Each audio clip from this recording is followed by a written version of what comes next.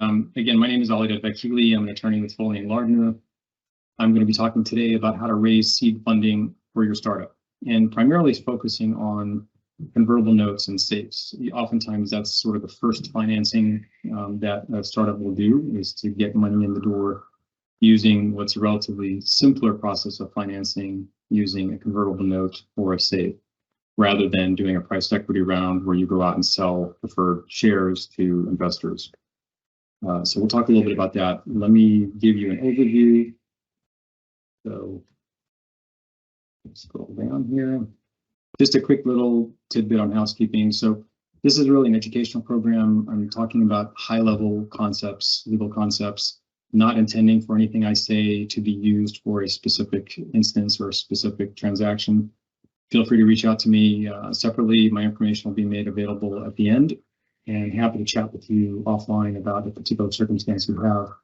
But we're talking about sort of high-level general topics, and don't want you to get the impression that I'm providing you legal advice that may or may not be applicable to your particular situation. Okay, so just a minute or two on the agenda. So at a high level, I'll do a quick overview. We'll talk about what are the different options when you're looking at seed financing, what's typical, what's common, how do you prepare for your seed financing, what are the sort of the issues that come up, and what are the convertible securities, which you'll typically see in a seed financing if you're doing a convertible note or safe. Both of those are considered convertible securities, and I'll explain what that means. We'll talk a little bit about what I call foundational basics, which is really kind of understanding some of the terminology that comes up when you're going to be doing this safe financing or convertible note, and why it's important to understand what those are. Overview of sort of the seed financing process, sort of from beginning to end.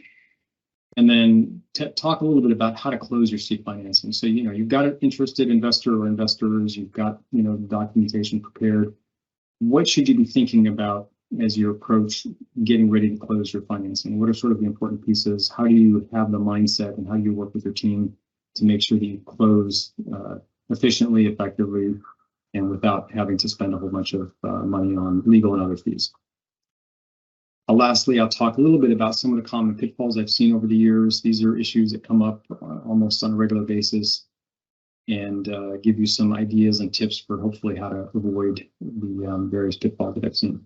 And then, of course, we'll have some Q&A. Feel free to drop those, as I mentioned, in the chat or the Q&A now. I'm happy to try to answer those as we go through the presentation. I'll try to reserve them for the end, but certainly let me know if you've got questions that you want to have addressed. Okay, so let's dive right in. A little bit about my background. As I mentioned, I'm Alidad Vakili with Foley & Lardner. I've been practicing about 25 years or so. Most of that time has been spent in the corporate world, working with a lot of startups, emerging growth, and more mature companies, and really helping them from, as I say, startup to liquidity. So it's everything from helping them form their company, getting them financing, helping them with their contracts, all the way through some sort of exit, usually an M&A type transaction if the company's going to get acquired. Work out of our San Francisco office, work with companies that are local to the Bay Area, but also all over the U.S. as well as from overseas. Done a lot of cross-border work as well. So a lot of companies that are outside the U.S. that are looking to come into the U.S. and don't understand the landscape, don't understand how they need to set up, what are some of the legal requirements of setting up an operating business. I've helped a number of clients over the years in that area as well. For me, I love working with startups, especially the founders, entrepreneurs, the investors, sort of a whole range of people that get involved with startups. It's amazing to see the innovation, the creativity, the dedication, the persistence that a lot of these founders bring to their startup venture and adventure, really. And it's great to play a small part and help them along the journey. I'll spend a few seconds talking about Foley. So Foley & Lardner is a AmLaw 50 law firm. We're general service. We do sort of A to Z. We have been around for about 180 years, so very, very long history. We cover the nation, as well as we do a lot of work outside of the U.S., again, cross-border, inbound, working with local counsel and other jurisdictions on outbound work. So we really provide a wide range of services. It's really helpful for startups too, because as startups grow and scale, oftentimes a lot of other issues come up. It could be they have a bunch of patents they need to file. It could be some litigation that comes up. It could be looking to enter into an area that's got a lot of regulatory issues that they need to be aware of. And so we can kind of service the full gamut of issues that come up from time to time. And of course, we represent a lot of large companies too. So as the companies scale and grow, we've got the resources to be able to help in that growth. 4 different sectors that we focus on, but or 4 industries rather, but then many sectors within that, and we cover sort of, as I mentioned, sort of full service in those areas. Okay, so that's enough about Foley and Lardner. So let's dive into sort of an overview of seed financing and how to prepare for seed financing. So seed financing, just taking a second or two to tell you what it is. It's really typically the first official round of your financing. So think of it as seed capital, seed financing, seed money. You've probably heard those various terms. It all kind of means the same thing. It's really your first official round of financing. When you set up your corporation, whether it's 1 founder or 2 or 3 or 4, you're going to set up your company and all the founders are going to issue themselves shares of the company. That's not what I'm talking about. That's sort of getting the company going, getting it formed. Once that's done, and now you've got your business plan, you've got your idea, you need money to come into the door to be able to prepare the company to get some sort of minimum viable product. You need to have a defined growth path for the business. So you have certain things you need to do. You need to assemble a team. You need to bring people in to start working on various aspects of the business. All of that requires capital. And so usually the low-hanging fruit, as I call it, is trying to get money in the door quickly using either a safe, which I'll talk about, or a convertible note. So those are typically the most common seed financing options that companies will look at initially. Doesn't have to be done that way, but it's oftentimes the first official round of financing for a startup. So I mentioned, typically it'll help develop technology, develop the product, help get it possibly even commercialized, although usually that takes a little while, especially if you're in the tech sector. And especially if you're in sort of life sciences, health sciences, because that's a long runway to get the product actually commercialized, and it obviously takes a lot of capital. So it'll at least get you going, get you to the point where now you've got a more established company, you've got a team, you've demonstrated there's proof of concept, or maybe even an MVP, as I say, and you've got a plan for growth of the company. Sources of where this seed financing can come from, it can be friends and family, which is usually where you typically reach out to. Angel investors, accelerators, incubators, or crowdfunding. So a couple of different ways you can get that seed financing done by reaching out to these various networks and groups. So seed financing options, I mentioned a little bit about, you can do convertible debt, you can do convertible equity, and there's a couple different instruments within that. So talking initially about convertible debt, essentially what that is, convertible promissory notes is one type of convertible debt. And essentially what it is, you're borrowing money from the investor, and the investor at some point in time will have that money that they put into the company as a loan converted to shares in the company. And we'll talk a little bit about the features and mechanisms for when the convertible note would convert and turn into equity. When we talk about convertible equities, there's 2 primary types, but really just one. It's the SAFE, which is an acronym for Simple Agreement for Future Equity. The other one that you may hear of, not as commonly, but that's called the KISS, or Keep It Simple Security. They both are relatively the same type of instrument. Effectively, it's the investor putting money into the company with the right to convert that into shares when you do your next round of financing. And by next round of financing, it's usually defined in the agreement, but it means the next round where you're issuing usually preferred shares. So you're what we call a priced equity round, or your VC round in some cases. And then, of course, your third financing option is the one that's basically your priced equity or venture round. So that's typically where you're selling series preferred stock. I included in the first bullet, common stock. Most investors don't want to buy common stock. Yes, we've seen that. Yes, sometimes that does happen. There are some investors that will buy common stock, but by far and large, most investors want the preferred stock, because preferred stock brings with it preferences, privileges, and certain rights that common stock doesn't have.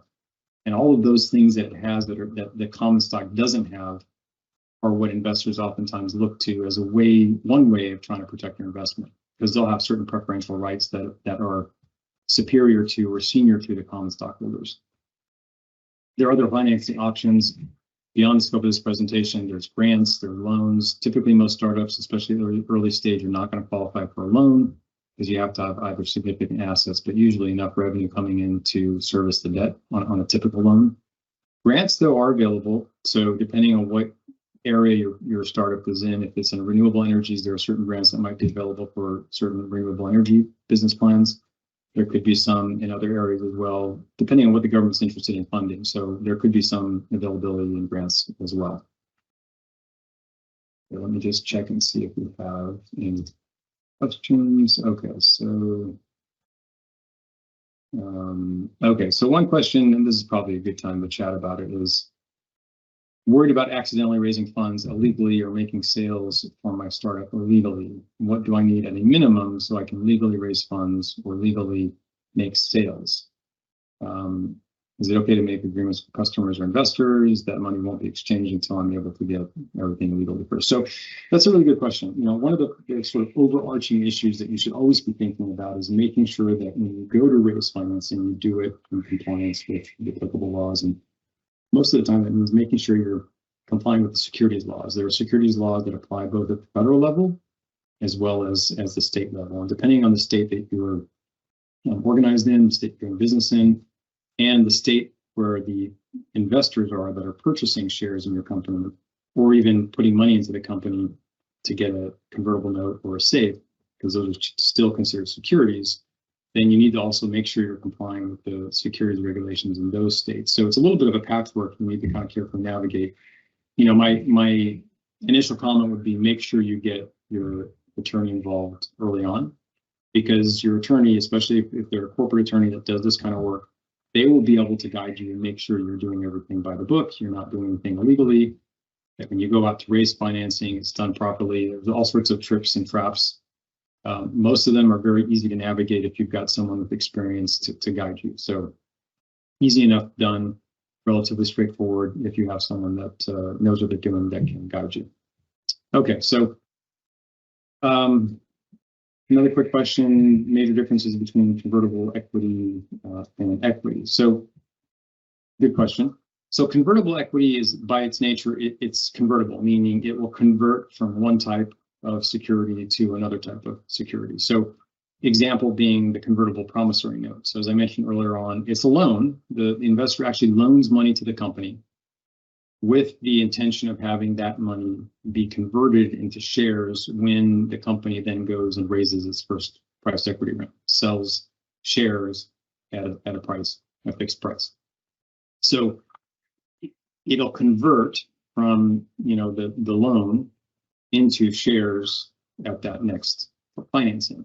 So that's the conversion feature. So that's why it's called convertible security. And that's how it's different in the sense of a preferred stock, let's say, because if you buy preferred stock on day one when you buy it and it's issued to you, you're an owner of the company. You have skin in the game, you've got ownership interest in the company, you own shares of that company.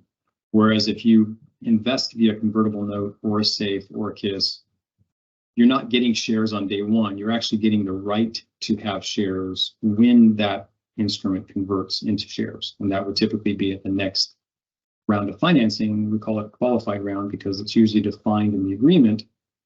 You have to meet certain thresholds. And if you meet those thresholds to be a qualified financing, that's when your investment as a note holder or as a safe holder would convert into shares of that financing. Hopefully, hopefully that gave you a little bit of a description between the two. Okay, I'll save a couple of these for a little bit later. But one question that comes up, and we'll talk a little bit about when we get into convertible notes and safes, is, you know, what happens with the money that is invested.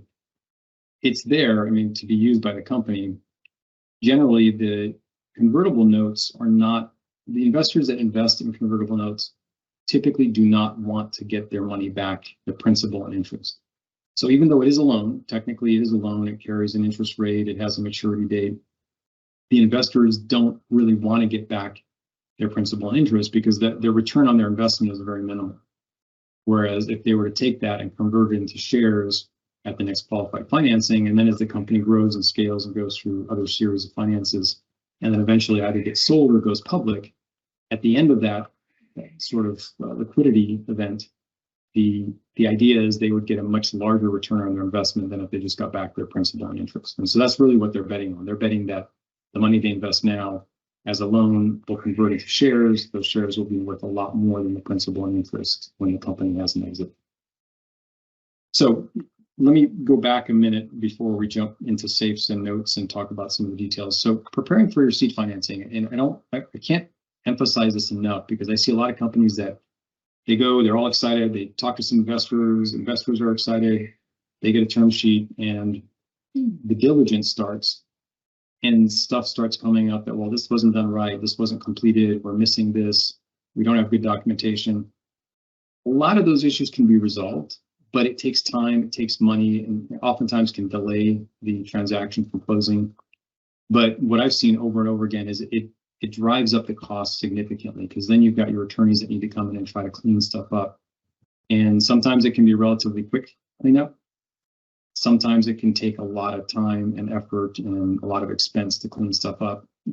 So one big takeaway from this presentation is, as you start your company or before you go out to do your first seed financing, is make sure all your corporate records are clean, complete, they're organized.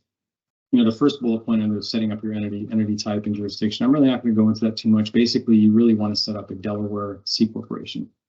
I have a couple other presentations I've done that I think are available on YouTube or via Google search that talk and go into more detail about why setting up in Delaware is the best state, why setting up a C corp is the best. But the one takeaway is that's what investors want. And if you want the check that they're going to be writing, you basically need to set it up in a way that makes it easy for them to invest. So enough said on that, jumping down to cleaning complete corporate records. So as you start this adventure, get into the habit of having really good records. Find a system to organize them, set up a data room now. I mean, you can set up one using relatively inexpensive data room type tools like Box or Dropbox. I encourage you to go and make sure that they're trustworthy and that they've got all the data privacy, cybersecurity issues that you should be thinking about. But whatever program you use or whatever vendor you use, or even if you use it internally and have it all internally on your drive and it's backed up, have a systematic way of saving documents, of naming them so it's easy to find, it's easy to locate.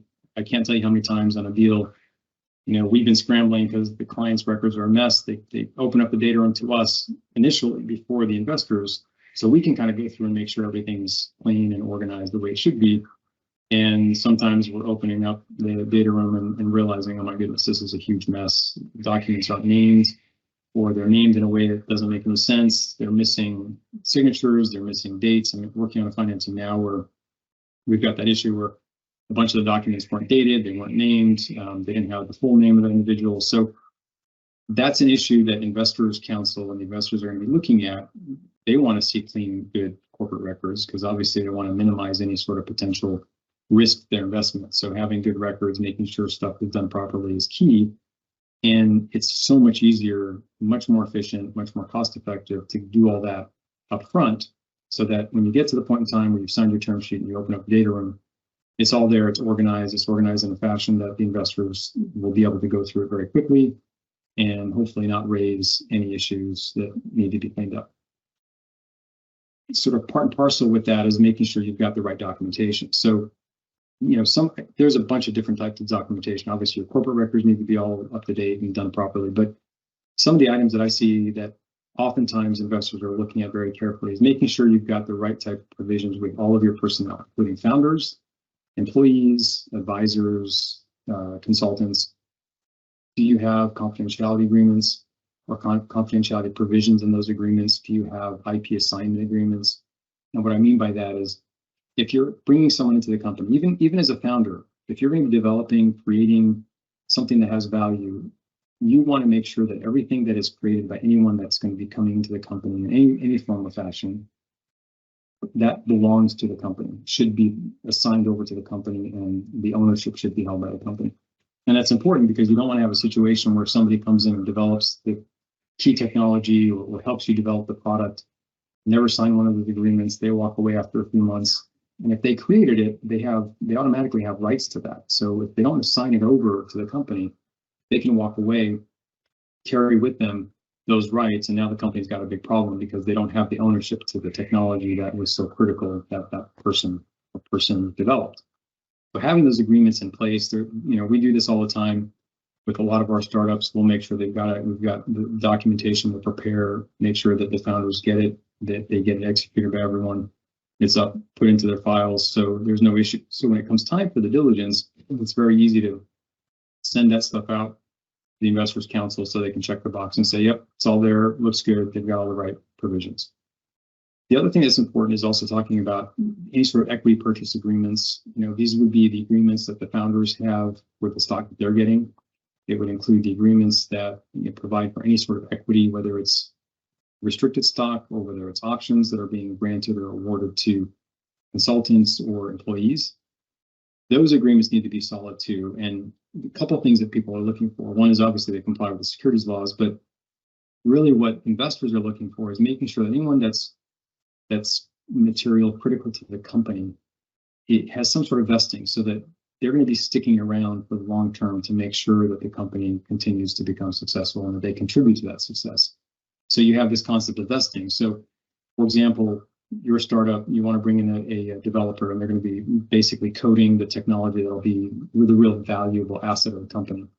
So you want them to sign an agreement, and if your deal with them is to give them, a couple percentage points in the company, then they're going to get stock or they're going to get options.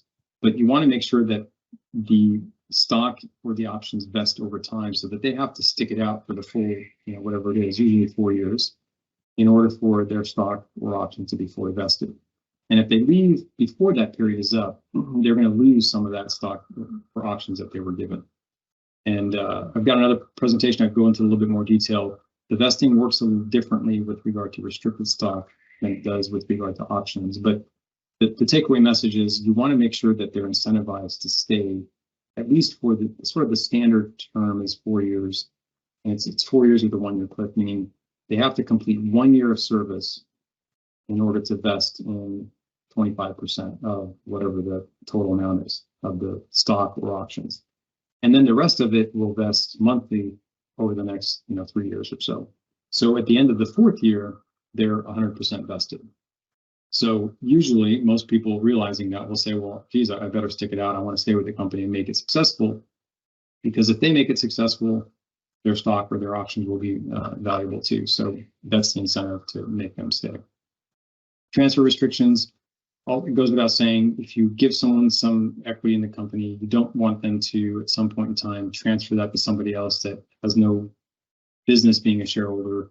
Usually the big concern is, you don't want anyone to transfer it to a competitor. So you give someone some stock, they decide, yeah, I'm not really interested in the stock anymore. I'm going to go work for a competitor. No, I'll just transfer my stock to the competitor. Now your competitor is a shareholder in your company. And as a shareholder, they have certain rights to information and documentation. It's limited, but nevertheless, they're going to have some information, and that's not something that you want a competitor to have. Other things about preparing investor slide decks. So make sure that, as you get ready to go out and talk to investors, you've got a really polished slide deck. You've had it reviewed by multiple people, so it sort of hits the mark on describing the business, explaining what the innovation is, what the solution is. But really importantly, and this is where I think a lot of times the founders kind of miss the importance of the slide deck. You've got to speak to the investor. So you need to be able to communicate in your deck why this is a good investment for the investor. What's their return on their investment? How are they going to make their money back? Because investors, as you may or may not know, are typically playing a game, and it's sort of not really a lottery, but it is in a sense, because they will invest in a number of companies that they think have something that's going to become valuable that can be scaled. But if you take 1 out of every 10, 1 out of every 15 investments they make will become a really big success and hit it out of the ballpark. That one or two successes basically returns all the money back on the other startups that they invested in that didn't really go anywhere. Either they failed, or they may have had some sort of modicum of success, but it wasn't big enough success to generate a good enough return on their investment. So you want to make sure that you really wow them with your slide deck. perfect your pitch. You're going to have to go and talk to a whole bunch of investors, and the more comfortable you are with them, the more you can anticipate what they're going to ask, the more you can communicate in their language and explain to them the things that they want to hear, the better you'll be received, and the more opportunities you'll have to be able to then have a second meeting or third meeting to get to a point where they might be interested in signing a term sheet. Okay, let me take a quick look here. So should co-founders have voting rights? Yes. So anytime you get stock, typically stock comes with voting rights, and the general sort of default is, for every share of stock you have, you get one vote. That can be varied. You can change that up. So in some cases you can have, super voting stock. Don't see that too often, but that can be done as well. But generally speaking, yes, if the founders are going to be getting stock, which they always do, they're the owners and they set up the company, then yes, they will have voting rights. And if you're having more than one founder, you need to think about sort of allocating what the ownership is going to be and who's going to have control. Is it going to be an equal split? Is somebody going to be contributing more to the startup and therefore should have more percentage stake in the company? Those are all issues that should be thought about. I have another presentation. I go into a little bit more detail. I want to kind of stick more towards getting on and into more detail about convertible notes and safes, but it's definitely an important consideration to be thinking about. Okay, let's move on. Okay, so preparing for seed financings. I talked a little bit about this, about setting up your data room, set it up in advance, organize according to key areas. So typically the key areas are your corporate documents, so your certificate of incorporation, your bylaws, your board minutes or board consents, stockholder consents, your cap table, which is essentially a spreadsheet that shows who the owners are. Initially, it's just going to be you or you and your co-founders. If you have an equity incentive plan and start granting options or issuing restricted stock, it'll include all that information on there. And then it'll continue to get, more and more complicated as you grow, because as you do more financings, you'll be adding more people to the cap table. As you issue more stock, grant more options, issue safes, you want to keep track of all of that. And so what you typically do is you put that on a table called the capitalization table, and then you can track the ownership, which is really important because you want to make sure you know what the ownership is at any given moment. But especially as you're planning for a financing, because you should be thinking about dilution, which we'll talk about. Anytime you give shares in a company to somebody else, you as the founder, you're going to be diluted. So if initially you start off, if it's just one founder, you're going to have 100% of the company. That's great. You go out and adopt an equity incentive plan and you reserve 10% of the shares for that plan. So on a fully diluted basis, and I'll explain what that means in a moment. Now, instead of having 100%, you're going to drop down to having 90% of the company, because the 10% you're allocating to your plan, that's going to take away from the 100% that you have. And we'll talk a little bit more about that as we go through this. So we're at about 9:30, so I just want to make sure we've got plenty of time for Q&A too. So setting up your data room, organizing your documents, the corporate documents I just mentioned, capitalization. The next sort of category of what you should be doing or putting it in a folder or organizing are material agreements. So these are agreements these could be agreements with customers, they could be agreements with vendors, third parties, it could be joint venture agreements, partnership agreements, consulting agreements, anything that's material to the company. Next category, oftentimes you'll see, is IP, intellectual property. So if you have, or if you've applied for trademarks, if you have patents or applied for patents, you want to have a list of everything you've got that's registered or applications that have been filed. If there's anything else that you've done with regard to IP, you could also include something like that in your data room under an IP schedule, because you're going to have to disclose that stuff anyway, typically in financing, and you want to be ready when that time comes. So having a sheet where you're sort of tracking all of that is going to be important. If you're building a product that's a software-based product, if you're using open source code or software or anything like that, then make sure you're tracking all of that so it's easy to make sure you can pull together a list, because oftentimes investors and their counsel on diligence deals want to know exactly what you've used, what sort of open source software you've used to create your technology, and then make sure that you've got all the appropriate licenses, that you're complying with those licenses. and there aren't any surprises there with regard to something you've incorporated into your technology or your software that has issues with it. So I'll give you an example where, let's say you take some software from another source, didn't check it very well, don't understand the terms, you incorporate it into your software, and then go out and now selling it to customers. But lo and behold, the fine print in the agreement that you signed to get that third-party software has limitations in what you can do. And let's say it's got a limitation that says, yes, you can use it, but if you commercialize it and sell it, then you've got to give us a certain percentage. It doesn't happen too often. I've seen it occur if you're not careful. So make sure you get, again, good counsel to guide you on that. But that's something you can keep track of so you know and can pull this together pretty quickly. Another topic that goes kind of hand in hand in setting up your data room is diligence.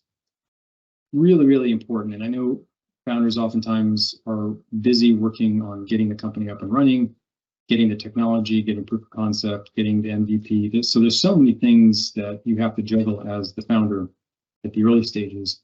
It's oftentimes difficult to sort of step back, pause, and say, okay, I know I'm going to be raising money because I have to. I can't get to the next stage without it. What should I be thinking about? How can I effectively and strategically prepare myself for that financing? And yes, I need the product or proof of concept or MVP. I need all of that. I need the team. I need a business plan. I need my deck, and I need to perfect my pitch. But when you sit down and you sign that term sheet, then the data room gets opened up. Investor and its counsel are going to start doing diligence. And you want to be really prepared for that. The deals that I see that go really, really well, efficiently, very cost effective, are the ones where the founders, the company is super organized. They've either been through the process before, so they know what to expect and they prepare for it, or if they haven't been through the process before, they're listening to presentations like this, they're reading articles, and then they're taking the time to set things up in a way that makes it as efficient as possibly could be. So diligence is one of those topics, and you can listen to what I'm saying today, read some articles. There's some other programs I'm sure you can talk to your attorney, maybe have them spend 15 minutes with me, half an hour with me. Can you give me sort of a tutorial on what I need to know as a founder or even as the CEO or CFO, CEO, or what do I need to know so I can be the most effective and that we can work together very effectively? And on the diligence piece, it's really getting it organized, documents, making sure that any cleanup work is done in advance, but also understanding what the investor is going to be asking about. What are the things that are important to the investor? We talked about some of those already. For example, good corporate documentation, housekeeping. Make sure you've got a good current updated cap table. Make sure that, if you've got any IP, that you've properly protected it. If you have a trademark you're using and it's got a lot of value, have you looked into protecting that? Can you file a trademark application to protect it? If you have something that can be patented, have you talked to a patent attorney to see, hey, can we actually file a patent on this? Is this something that we might be able to get a patent issued? Those are all important things to be thinking about from a diligence standpoint, because those are questions that oftentimes investors are going to ask. If you've got a great technology, if it can be protected and you haven't protected it, that's not a good sign for the investor, because then they're thinking, geez, you're creating something that's going to have a lot of value. You want me to invest. You want to grow this company. As soon as you get out to the marketplace and you've got some traction, people are going to be looking at you. All the competitors are going to be looking at you to see what they can do to take advantage of the situation. Either get to market before you or find a way that they can then file and protect some rights that maybe will prevent you from filing a patent down the road. All sorts of considerations. So be thinking about that. And then I oftentimes, as funny as this sounds, I tell founders and some of the execs that they haven't been through the process before, go pull down a set of financing documents. And some of the other presentations where I'm talking about VC financing, I'll refer them to the NVCA. So it's the National Venture Capital Association's website. You can download model forms. Probably 95+% of all venture capital financing deals that are done in the US are done using those forms. Very well vetted forms, very good annotations in the forms. So if you read the forms, even if you don't understand everything, you've kind of gone through them, you understand them. But especially when you get to the stock purchase agreement and the reps and warranties, read through those, because that's where you're going to spend a lot of time as the founder or as the executive of the company, going through and creating what's called the disclosure schedule that tells the investor and their counsel anything that needs to be disclosed about the company based upon those reps and warranties. So it's a really helpful exercise, but where it's going to be particularly important is if you go through that and you understand it and you start working on it in advance, then when you actually are talking to your attorneys to prepare it together, it'll be a much more effective exercise and it'll help keep your fees down considerably. Okay, so we talked a little bit about diligence. Another thing I'll say about diligence is where you're looking for, or where you need to be thinking about is, what do I need to tell my attorney? What may I need to disclose to the other side? Are there any agreements that are potentially problematic or have some sort of issue that if the investor knew about it, they either might want to know more about it or they might be concerned? For example, let's say you have one agreement and you've already got revenue coming in, you've got one customer that's driving about 40 to 50% of the revenue for the company. So obviously, super important customer.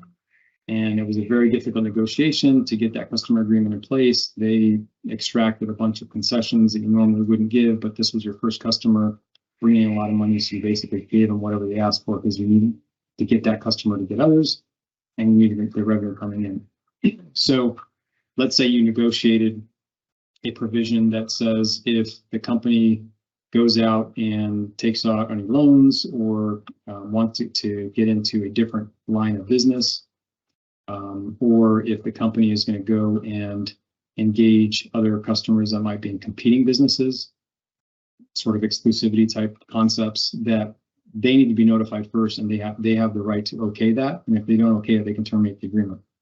Not all that typical that you'll see those in those agreements, but I've certainly seen them. And if you're not careful when you sign an agreement, that could be something where an investor might look at that and say, well, wait a minute, you're really early. You're going to be growing and scaling, which means you're going to go out and get a whole bunch more customers. And yes, given your product and the industry you're in, you're going to most likely be wanting to sign up customers that are competitive with each other. And this is going to be a problem for us, because if you can't, or if you got to go back and get their consent and they say no and terminate and go to someone else, now we've invested money with you and they terminate the agreement, and right away 40% of the revenue is out the door. That's the sort of thing that you want to be thinking about, because that's something that needs to be addressed. And it can be addressed between founders, company, and their attorneys to figure out, well, maybe we go back now that we're starting to raise financing or preparing for it. Maybe we go back to that customer. It's been a while. Let's negotiate and see if we can change that. And there's ways to do that. You know, we can give them a good story. Hey, we need to raise money. We're going to grow. We're going to add all these features. You're going to be better served, but we need financing to do that. So our investors are going to raise issues with this. We need to make some changes. So those sorts of opportunities are there, but you got to be thinking about them and planning for them in advance. Okay, let's talk about now sort of the meat of what we wanted to talk about, which is convertible securities. I think we're about 20 minutes or so, so we've got some good time. Let me just check questions.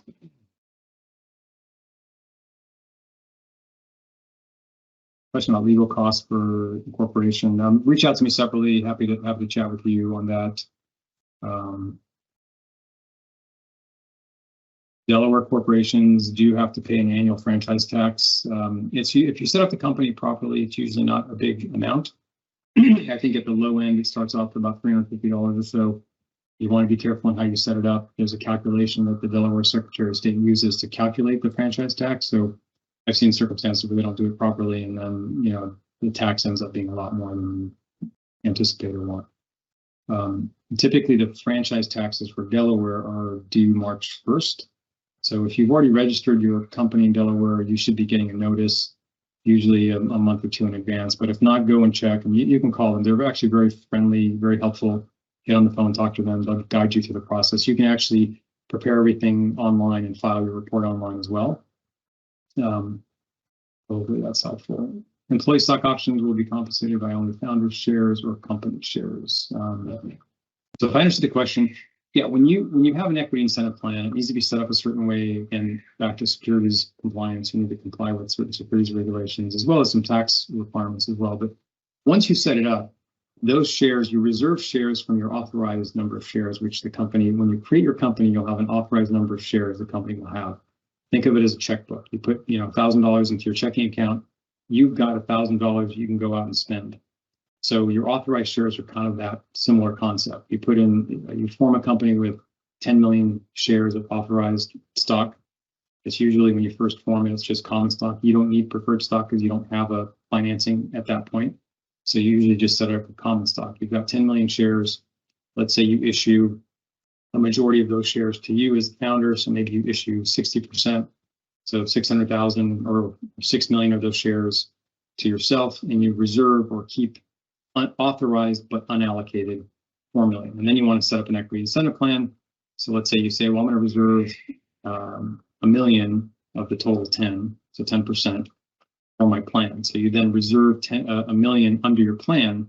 Now you've got a million shares that would be issued, or options that would be issued or granted by the company, not by the founder, by the company, to employees, consultants, what have you, as part of your plan.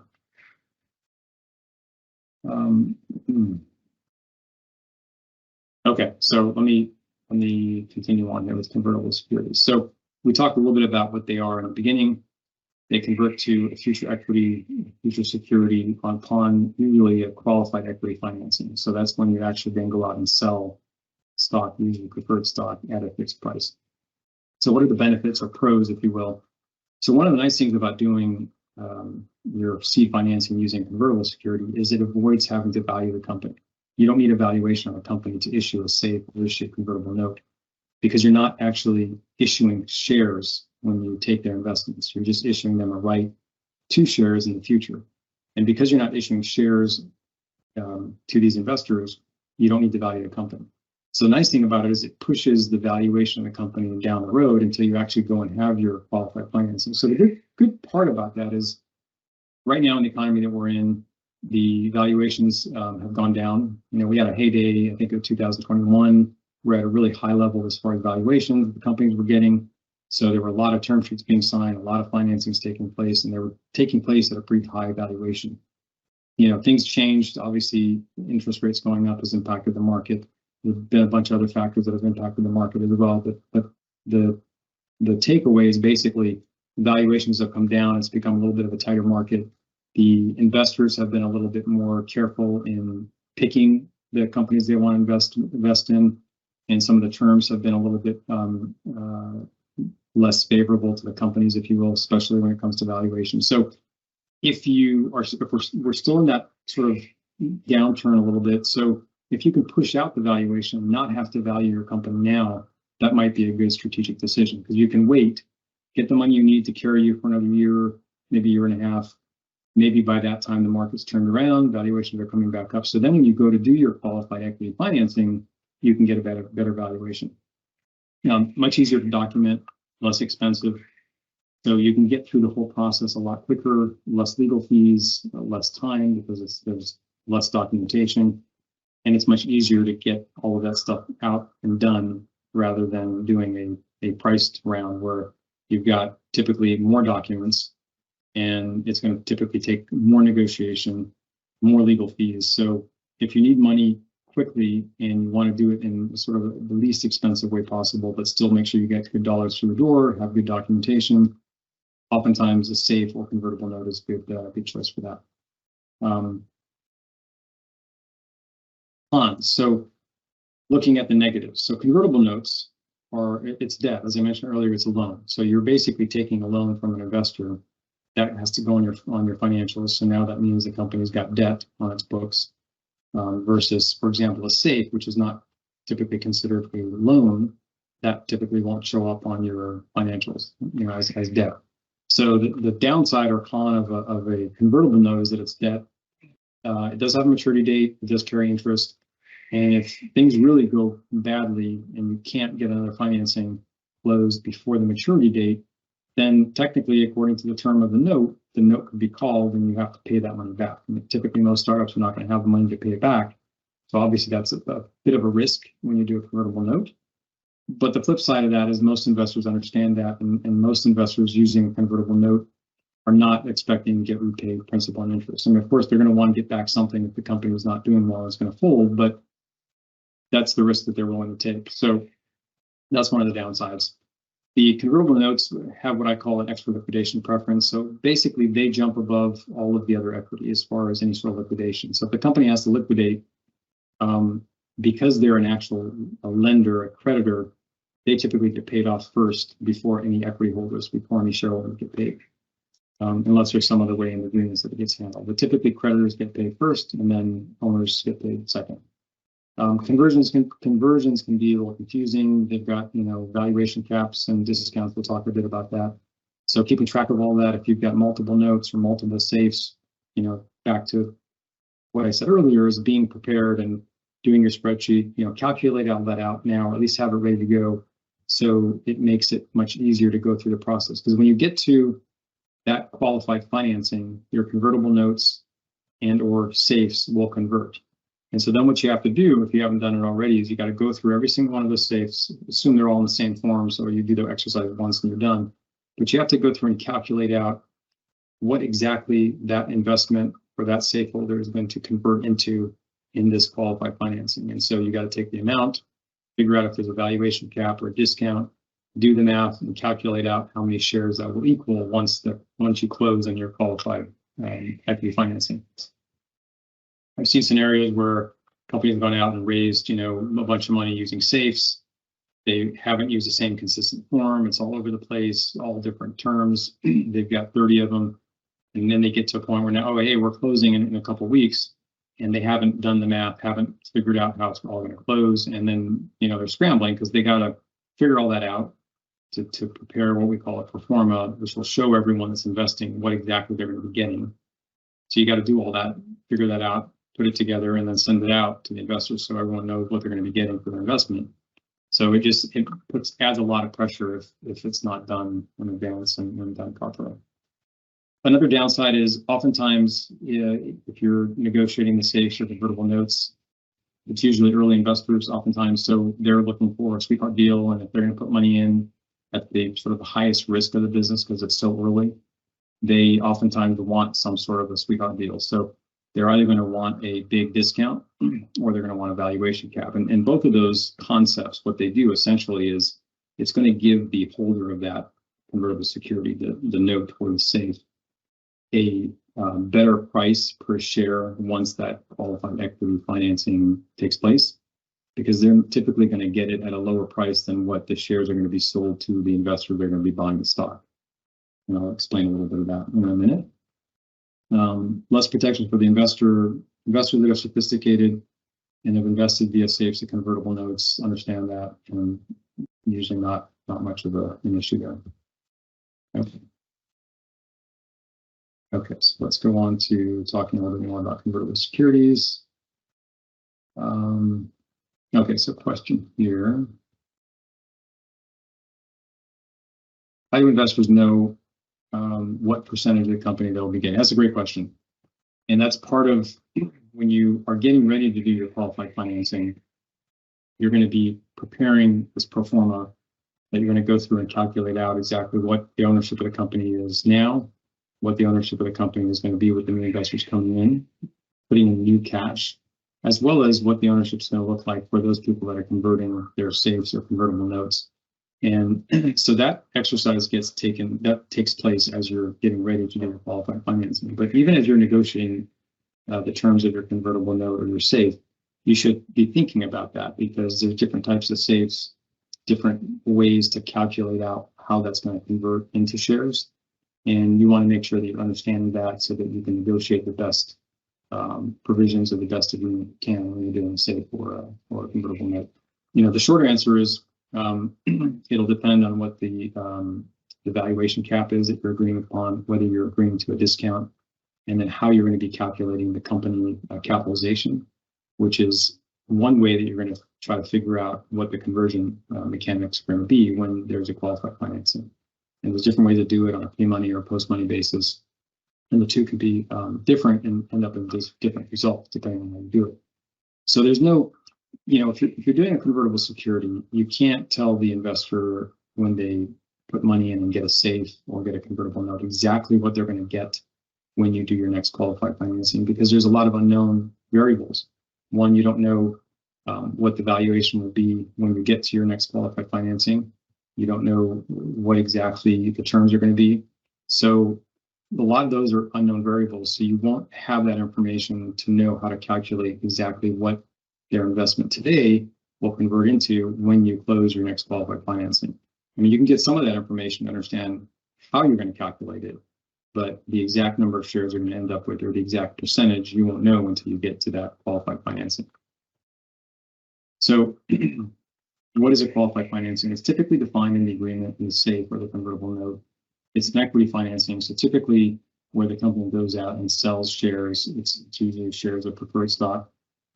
And it sometimes will have a threshold. So they have to sell a certain amount to be able to trigger the qualified financing. So a lot of times you'll see, for example, they got to raise at least $2 million. So if the company goes out and raises $2 million, they're selling, let's say it's Series A preferred stock. That's what the definition is in your agreement, the SAFE or the convertible note. Then the qualified financing kicks in. You've met the threshold of the 2 million. You're going to be selling preferred stock. So then now you know, once we close on this qualified financing, it will trigger the conversion of the SAFEs and of the notes. What you may do, for example, let's say you can't get to 2 million, you can only raise 1.5 million. If your qualified financing definition is 2 million, then you're not going to trigger that, and you may not trigger the conversion of the note or the SAFE.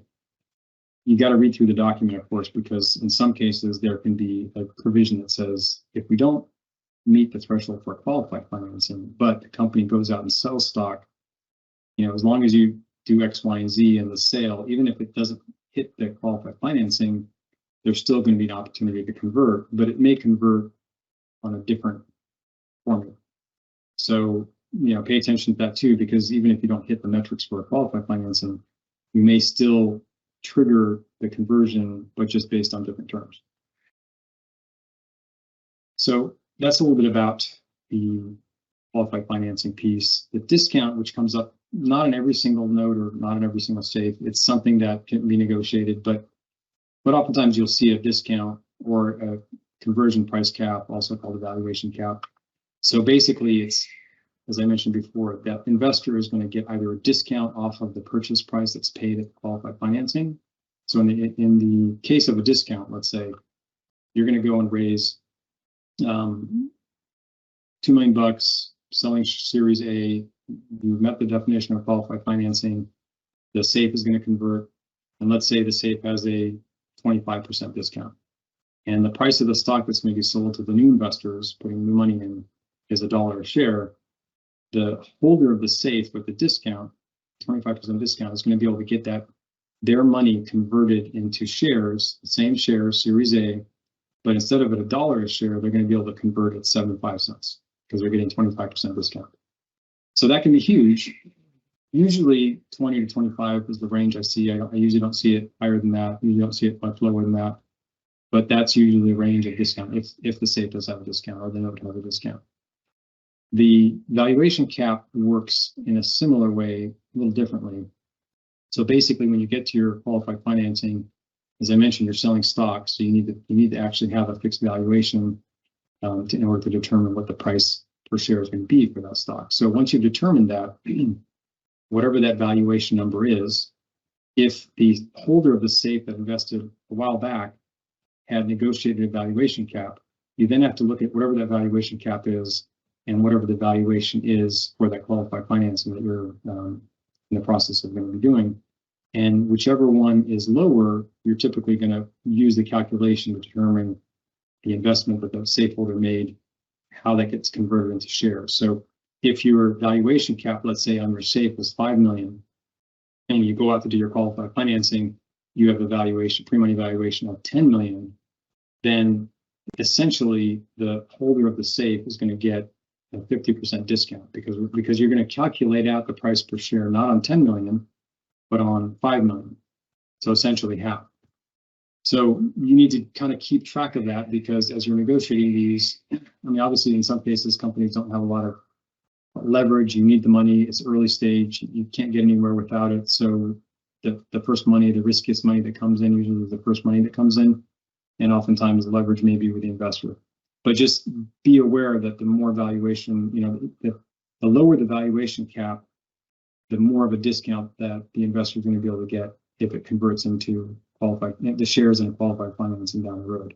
And the same thing with the discount. The more of a discount we get, percentage you give them, obviously the lower price per share they'll have to pay when it converts.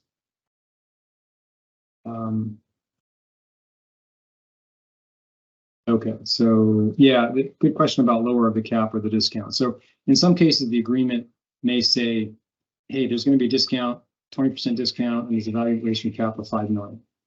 And in the provisions, it'll say you can convert at the lower of the discount or the valuation cap. So then you got to run through that calculation. When you have your qualified financing, you figured out what the price per share is going to be.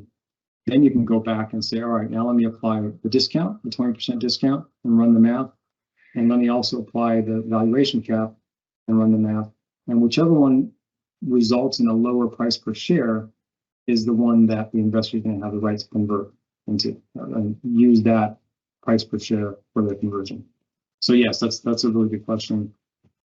Which one will be the one to control it? Either discount, no valuation cap, no discount, or it could include both in some cases. Looking at the conversion metrics, how does it convert? If it's a convertible note, looking at the maturity date, you want to make sure you built yourself enough built into the convertible note enough runway so you're not suddenly in a situation where you got the convertible note, you got the investment in, and then 6 months from now you're going to have to repay it if you can't raise the financing. That's a pretty short period of time, especially in today's market. So the more time you can get before the maturity date, the better. There's no rule of thumb, but I would say at least try to negotiate as much as you can. I typically would see, or if I'm on the company side, I'd want to ask for at least about 3 years. Again, it depends on the negotiations with the investors, but at least 3 years, if you can get that, that gives you a really good amount of time to try to raise your qualified financing to convert before you get to the maturity date. If you get to the maturity date, and you haven't raised the financing, then typically you got to go back to the investor and say, hey, can we amend the note? Can we get more time on the maturity date? I'm close, or I need another few months, or whatever the case is. And sometimes the investors will do that. Okay, we're almost at the hour, and I know I've got a few more slides to go through. I'm going to try to go through these, and then we can open up for some Q&A. So convertible notes, things that sort of key issues or key terms you'll want to pay attention to. Maturity date, if it's a convertible note, as I said. Interest rate, valuation cap, and discount we talked about. How do these notes convert? So you can convert automatically. So when you do a qualified financing, then typically it's an automatic conversion. There can also be a maturity conversion. So if you get to the maturity date and you haven't done a qualified financing, there can be a feature for the note holder to convert into shares using some other formula. Because if you haven't done a financing, you won't have a price per share typically to peg to calculate out what it converts into. So you can use other metrics, fair market value or some other independent valuation, something like that, that will get you what you need to be able to convert it. Is it secured or unsecured? Most of the notes, especially for startups, are unsecured.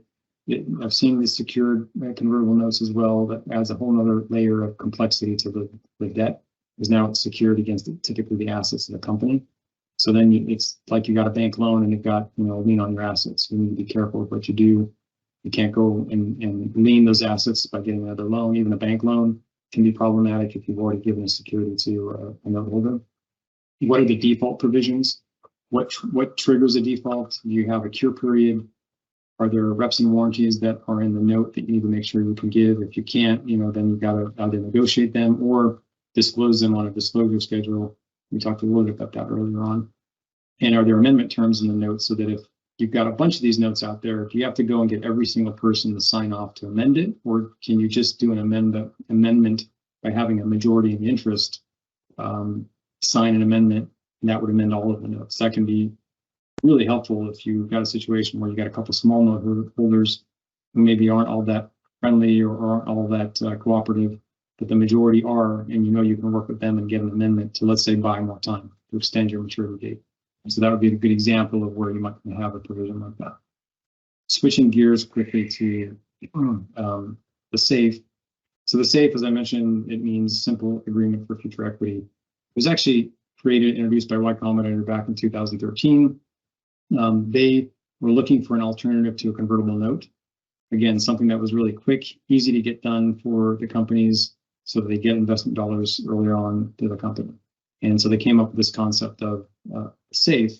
So it's not debt, it's not a convertible note, but it converts into shares, as I mentioned, at a qualified financing. So there's a number of different types of these. I mentioned some of them, and it all kind of relates to, do they have a discount rate? Does it have a valuation cap? Does it have a valuation cap and a discount?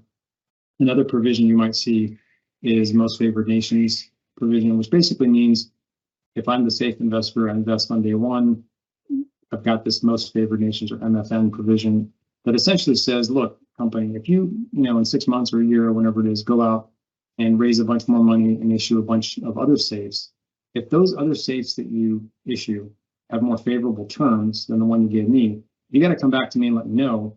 And then I get to choose to have my safe amended to match those more favorable terms. So you're giving me the opportunity, most favored nations, to get those more favored terms put into my safe as well. So that's another provision you might see in some of these. And then there's what's called a pre-money valuation cap or pre-money valuation safe, post-money valuation safe. The pre-money valuation safe, and it all relates to how you're calculating the formula used to calculate out ultimately what it'll convert into.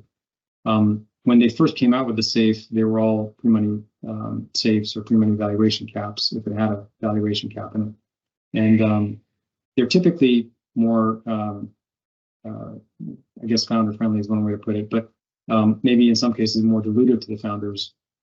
As a result of some issues that came up, people wanted to have something that was a little bit easier to calculate. It's more difficult to calculate what the safe holders will get with a pre-money safe and with a post-money safe.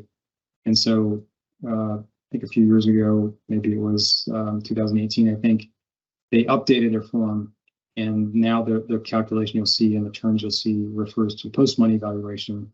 So generally a little bit more investor friendly, but the other benefit is it gives you a little bit more, I won't say certainty, but a little better idea of ultimately what the investors are going to get if they're investing using the post-money safe. Again, as I mentioned, you're not going to know exactly what they're going to get because until you do your qualified financing and you know what the number is going to be, the price per share, you can't go back and calculate out what it'll convert into. But it does allow for an easier calculation and getting a better sense of what it will convert into down the road.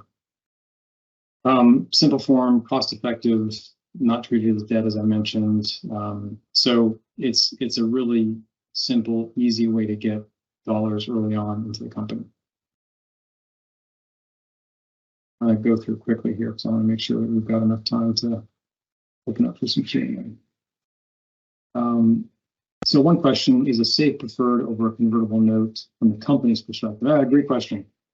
So I would say yes, because probably the biggest differentiator is the fact that a convertible note is debt, and it's going to be on the finances of the company. So as soon as you prepare your financials, if you've taken a loan, even if it's a convertible loan, it is a loan, so it's going to show up on the financials. Versus a safe is not considered debt typically, so you're not going to look at the financials. Issue 10 safes for 3, 4, or 5 million. That's not going to be considered debt. Not going to show up on your financials as debt. So in that sense, it's oftentimes preferred. They're about the same as far as ease of putting together. Maybe the safe is a little bit easier because Y Combinator has such a popular form that's kind of the model form that everyone uses. And you can go to the Y Combinator website, download it. It's got really good instructions. It's got some really good articles to guide you through how to use it, how to prepare it, how to go out and get your funding done using their safe. So the convertible note, there is an organization that I'm aware of that has done the same thing, that's come up with sort of what's become the model form of a convertible note. Everyone uses their own forms, a little bit more negotiated. So for that reason, I would say the safe is probably better for the company as well. So other things to be thinking about, the purchase amount is basically the amount that the safe holder is investing in the company. Valuation cap we talked about, discount rates, MFN. The conversion terms, again, you'll see in the safe, it'll have a provision that will guide you on what needs to be done and how you calculate out the conversion of the purchase amount into shares at the qualified financing. Some reps and warranties, again, the company will want to make sure that they give those pro rata rights. In the new forms, Y Combinator took a little different tack, so now they have the pro rata rights typically built into a side letter, so a separate letter agreement. But essentially, pro rata rights are the right given to an investor to invest in future rounds to be able to keep their ownership percentage. So if they bought 10% on day one, or they got the right to get 10%, or if they've got the right to invest $1 million today, then they've got the pro rata right. So if the company then goes subsequently and wants to issue more, they can come back and say, hey, yeah, I want to participate and I want to invest and exercise my pro rata rights. So good for the investor because it gives them the opportunity to stay invested in the company, to stay and keep the amount that they've invested at the same level. And some investors like it, some don't really care for it, or it's not as important, but it's something you may see in the SAFE, usually in the Y Combinator form in a separate side letter. Other rights that can be negotiated with SAFEs, major investor status, or other sorts of rights like right of first refusals, information rights, inspection rights, board observer rights. Those oftentimes are rights that are negotiated when you get to your qualified financing. But in some cases, somebody that's putting in money as a SAFE investor, even as a convertible notes investor, they may want to say, for example, hey, I'm putting this money in. I also want to make sure that I've got the right to certain information, the right to inspect the books of the company, other rights that you might typically expect would be provided to investors when you get to your qualified financing. So that's just a matter of negotiation and what the investor and the company ultimately will be to. I'm going to skip over this because I rarely see this instrument. It's very similar to the SAFE. Instead of Y Combinator creating it, this was created by 500 startups, a really well-known organization. It's kind of their version of essentially the same thing. And then foundational basics, I'm going to try to go through this fairly quickly. Let's see if we get any questions here. Okay. So as you go through and prepare for your first seed financing, if you're going to be doing a convertible note or SAFE, or even a priced equity round, obviously the capitalization is going to be important. Understanding the ownership, understanding how control is going to work as you go and do subsequent rounds of financing. Ownership is going to change, control will change a bit too, and what's the impact of dilution? Every time you go out and raise money, founders are going to get diluted. So you need to be thinking about that and planning for it so that you're not surprised when they wake up and suddenly you have less than 50% because you've done a couple of rounds, you've sold shares, and you used to have 60% or 70%, and now you're down below 50, which means you basically don't have majority ownership in it. Proper documentation. So you talked about a cap table. Essentially, a cap table is where you go to look at the ownership of the company. It tracks every person that's invested in the company, has received stock or options or warrants. You can track SAFEs, you can track convertible notes on there. And from the investor standpoint, when they're doing diligence on a deal, one of the critical pieces they're going to look at is the cap table, and they're going to want to make sure that it's accurate. And so for every line entry on the cap table, you as the company, the founder, should be able to point the investor or the investors council to the documentations that support how that person got whatever equity they got in the company. So, for example, the founder owns two founders, they each own 50% of the stock of the company. There should be a stock purchase agreement. There should be a board consent. There should be a number of things that can easily be pulled up and shown to the investor and the council and say, okay, yeah, I can see. They can check the box, tie out the cap table, and you're basically tying out what's in the cap table to the supporting documents to be able to verify that the people on there actually hold the shares that the cap table says that they hold, or the equity. It could be options. That's a super critical piece of the diligence, because one of the nightmare scenarios that can occur, and I've seen it happen, is the company doesn't keep good records, cap table is not up to date, they represent it as being up to date. Investor invests, and then 6 months later, somebody comes out of the woodwork saying, "Whoa, wait a minute! I'm not on the cap table, but I invested money with you when you first started, and you gave me 30% of the company." That's a huge red flag, and now everyone's got to deal with it because the investor who thought they invested and got 10% now has to deal with this investor that early on thinks they got 30%, and maybe they have documentation to prove it, maybe they don't, but it becomes a big issue. So you always want to make sure you're tying that cap table. Okay. I'm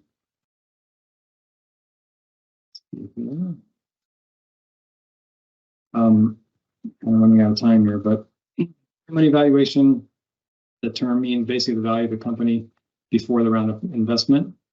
The post-money valuation, that's the value of the company after the round of investment has gone in. So you add the pre-money and the investment to get the post-money.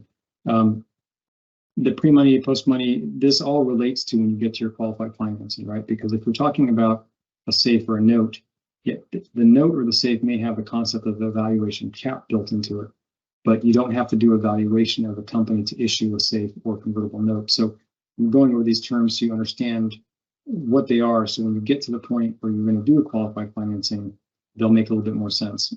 Issued outstanding basis, that's whatever stock has been issued and is currently outstanding. Fully diluted is another term, and that means you take all the stock that's been issued and outstanding. You add to that all the securities that can be converted into common. So that usually means you look at your option pool. If you've granted a bunch of options, or if you've got an option pool and you've reserved 10%, you assume all those options have been granted, exercised, shares purchased. That assumption then goes on in the fully diluted column, so you can see, okay, if everything is converted, everyone exercises their options and buys their stock, plus with what has already been issued and outstanding, the founders, let's say maybe a couple of early investors who got restricted or stock. You add all that up, that's your fully diluted number. And that's important because that'll show you, okay, on a fully diluted basis, what's my ownership as a founder? And you also want to be tracking that, so you know the impact of the dilution there, because that fully diluted basis will carry through conceptually as you go through every financing, because you'll be looking at, okay, what are the investors getting? What percentage will they end up with? If you're increasing or decreasing your option pool, that'll get factored in. So looking at the fully diluted number will tell you at the end of the day, on a fully diluted basis, assuming all that converts, what's my ownership? How many shares, the shares that I have, what will that be? Okay. I have a couple of examples here. We'll get the link out. You'll be able to see the slides. So these are just a couple of examples. I'll go through them really quickly. Basically, it was to illustrate when you have, for example, a safe or convertible note, pre-money valuation, you have, let's say there's 10 million shares currently issued. Investors are putting in 3 million. The post money is the 10 million plus the 3, the 13 million. And then the price per share would be $1. Basically, you calculate that by dividing the number of shares or the number of the pre-money valuation by the number of shares. That'll give you your price per share. So you can see how the price per share is calculated. And then if we had 3 founders, each of them having equal shares, they each own a third of the company. If the investor's putting in 3 million, post money, after the investment goes in, they're all getting diluted down from 33% down to about 25%. So you can see the impact of dilution in a very simple example where you've got an investment of 3 million coming in and how that dilutes the founders. So with a convertible security, whether it's a note or a safe, there's a couple of examples here. So if you had an investment made via convertible security, $450,000 investment, and they had negotiated a 25% discount, then when that converts, assuming the same example we just talked about, $1 a share when the qualified financing takes place, and basically applying the 25% discount, they're going to be able to get their shares at 75 cents instead of $1. So when you convert their 450,000 shares, instead of getting 450,000 shares, they're actually going to be getting 600,000 shares when you apply that discount. Now, same scenario, but looking at the convertible note with a $5 million valuation cap. So same investment amount, 450,000. But in this case, when you do the math to figure out what the conversion is going to be, because the 5 million valuation cap is lower than the 10 million pre-money valuation that we just mentioned in the prior example, the discount is actually going to be much higher. So they're going to end up with 900,000 shares instead of 600,000 shares. So this is one good example of, at least from the investor standpoint and the company standpoint, when you're negotiating, it does make a big difference. Are you going to offer a discount or are you going to offer a valuation cap? And looking at these two examples, the valuation cap gives the investor a significantly more shares upon a qualified financing using that assumption than they would get if you had just done a discount. And here's sort of the illustration in a table format using a 25% discount as an example. Let's get through that. And here's the example that I went through as well, where you have a discount and evaluation, and it kind of tells you when you calculate it out, the discount using the price per share with the discount is 75 cents. The price per share with the valuation cap that we just talked about is 50 cents. So if it's got that language we talked about earlier, where it's the better of, or the lower of, then they're going to get the 50 cents a share price and end up with more shares. Okay, so just a quick overview. We've talked about a lot of this stuff, but having a credible business plan, have milestones, perfecting your pitch, running a systematic process. I know we touched on that as we kind of went through the presentation today. But know how much capital you need, make sure you're connecting with the right investors, understand your ideal term sheet, set up your data room, prepare for diligence, good corporate record keeping. Put yourself in the best position you possibly can, and then make sure you're working effectively with your lawyer too. I can't tell you how many times I've had deals where the company didn't do its preparation properly, didn't do the diligence piece, didn't have the right documentation, and when it came to us and we were looking at things, we realized, gee, there's just a lot of cleanup. And now we're kind of under the gun because they want to close their financing, and so we end up doing the cleanup, meaning they're end up spending more on legal fees. So if you prepare properly, you can really be efficient with how you work with your attorneys. Understanding some of the terms, we talked about a lot of these. I'm not going to spend any time on this. There's other terms we didn't quite get into, but I think we covered most of the important terms you'll see on the convertible securities. Overview of seed financings. Mentioned the website for Y Combinator. Some really good information on Y Combinator's site about safes. Convertible notes, I mean, reach out to me separately if you're thinking about doing a financing. There's a lot of resources available as well to get you more information about convertible notes. One thing to keep in mind pre-closing, so whether you're doing a safe or a convertible note, be aware of any approvals that you may need to get. If you're very early, it's just the founders, they own all the stock, you don't really have any other shareholders, you don't have anything else, no loans or anything else where there might be some requirements to go and get consent, then it might not be an issue. But in some cases, you've signed an agreement, maybe it was a mention in a customer agreement, that negotiated some really unusual provisions, or you took out a small loan and the lender says, hey, if you're going to go sell shares in a company, you got to come and get my consent. Then you just need to be aware of that, because you're going to have to go and get those approvals in advance. And that sometimes can take time. And then sort of finally here, closing, how do you close? How do you get yourself in a position to close effectively and efficiently? The mantra should be always be closing. So even from day one, as soon as you sign the term sheet, you should be thinking every day, I just need to be closing. I need to be closing. So what do I need to do on a daily basis to get your deal to a close? Doing your homework, good records, doing your own diligence as the founder of the company to get as much of that stuff that you can over to your attorneys, so that attorneys aren't having to sort of, create the wheel from, or create things from scratch, but basically can look at what you've done and make sure that it's all compliant and there aren't any issues. Make sure you've got a good team, internal and external, set reasonable deadlines or timelines, and then organize and divide tasks appropriately so you know who's doing what. I've seen scenarios where, one person thought they were doing it, they thought they reached out to the attorney to do it, nobody was working on it, lost a couple of days or a week, and then now you're behind the 8 ball.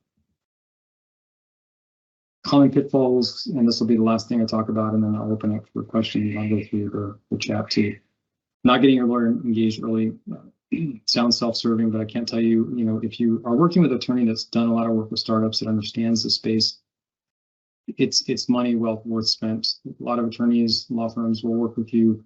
If you're doing a financing and you've got genuine interest from an investor, oftentimes, usually it could be a few weeks, it could be a month, it could be a couple of months. On the safes and convertible notes, it's usually much quicker to get the deal done and closed.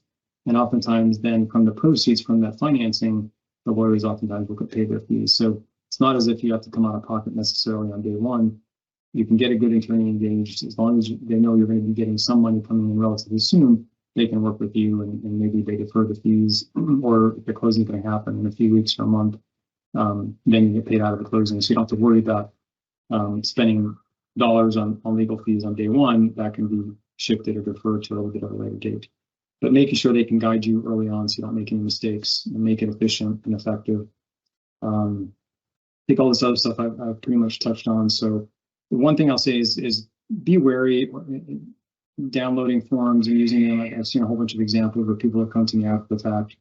They pulled an agreement off the web, thought it was the right agreement, signed it, and then by the time they came to the lawyer reviewed it. They realized, oh my gosh, you left a lot of money on the table, or you negotiated some really horrendous terms, and now it's creating a major issue because the investors don't like those terms. You have to go back and change them, or you're stuck now because you've got a situation that's a really bad situation, and the fix is probably going to cost a lot more than it would have cost if you hired a lawyer early on to get it done properly.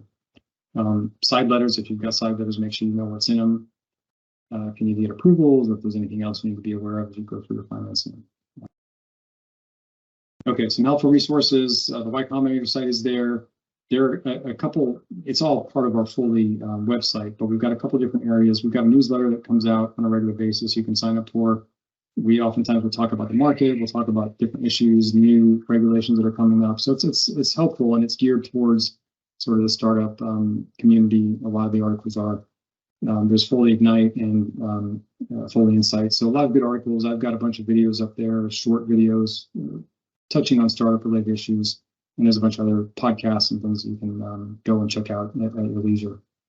And lastly, my information's on here. Reach out to me via email if there's anything you want to talk about. Happy to have a chat. And let me now run through and make sure I've covered the questions. Okay, so we talked about. So, okay, this is an early question. Is it okay to get agreements or something in place with no money exchange until we're legally ready first? Not quite sure I understand that one, but if it's an investment, a financing type agreement, yeah, if you're giving someone a safe or giving someone a note, typically when they sign the note is the day that you close, and that's the day that they should be wiring money into your account. So if it's some other type of arrangement, we'd have to talk about that separately. In some cases, you have a customer, they really want your technology, they're willing to pay you some money in advance to develop it for them.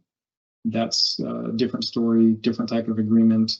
That may be a scenario where you sign some sort of a partnership or joint venture agreement with them. You're not getting any money when you sign the agreement, but they're going to be paying you, making installment payments or making you certain payments as you hit certain milestones in developing the technology for their application. That's an example, I think, maybe we might be getting at. So yeah, that certainly happens. Again, you just want to make sure you've got good counsel representing you to help you negotiate the terms of that. Let's see. Legal fees, reach out to me separately. I'm happy to chat with you about that. Talk about taxes.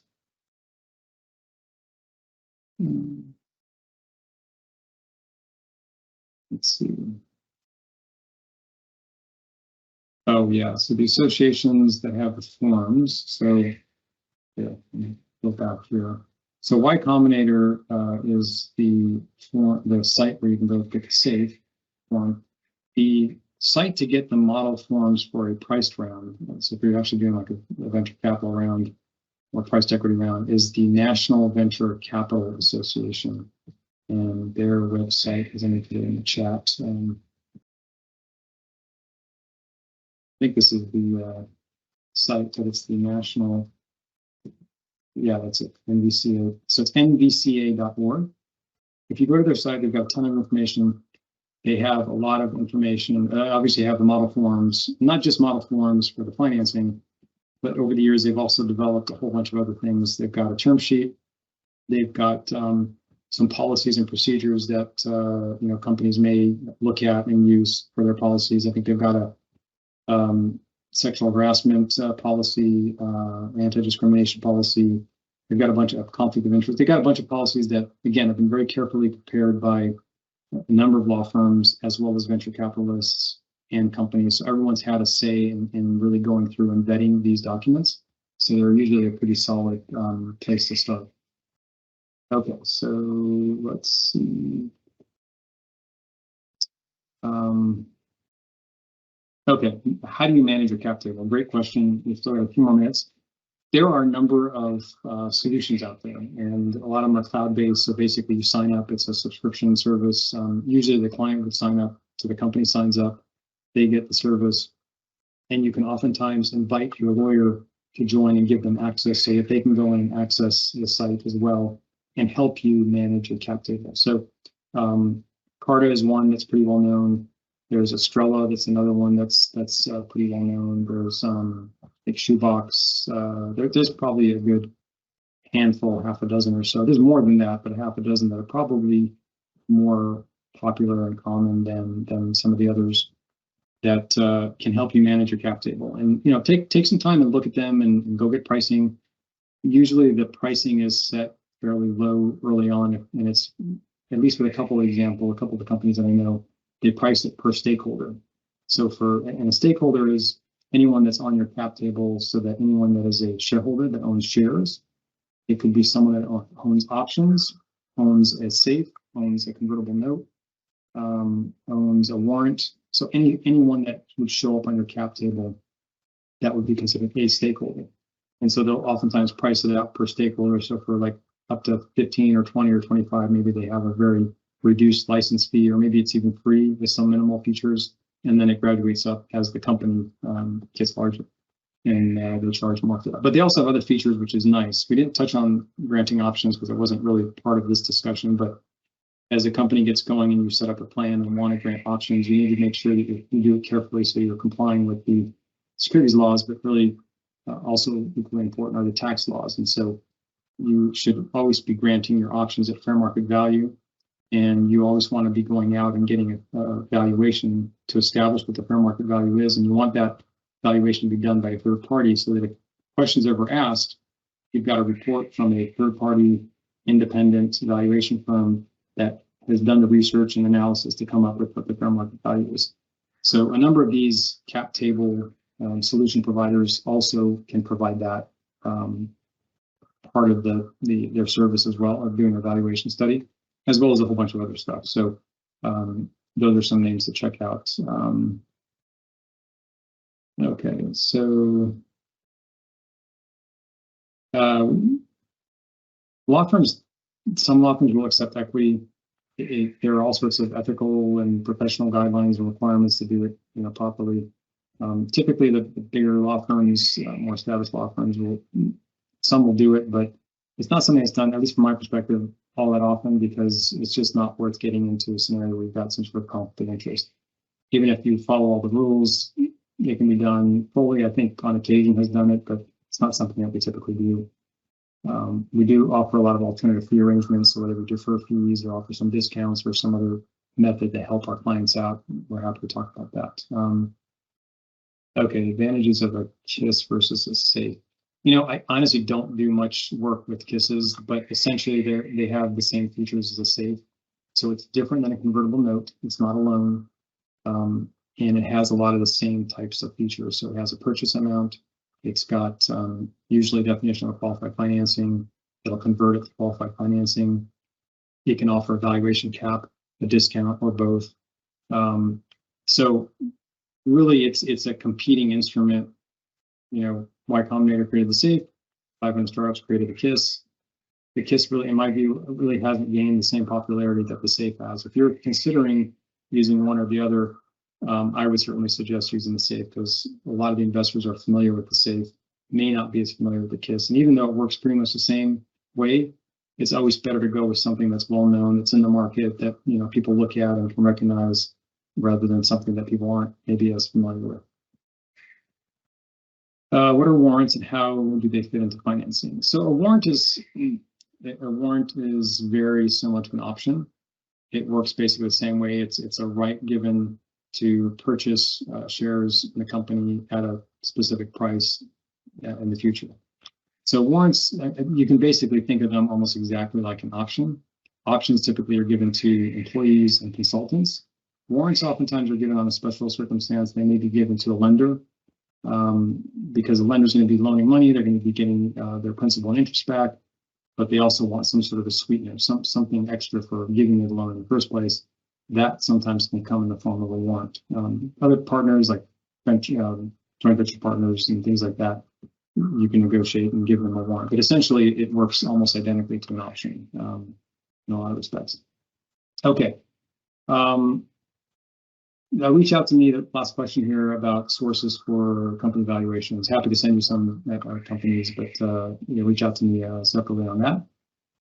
Great to talk to you today. Really enjoyed taking this time. I know it was an hour and a half, so I really appreciate everyone signing in and attending. If there's anything you need or we can be of service, please don't hesitate to reach out. You've got my email, and hopefully this gave you some good information as you're preparing for your financing.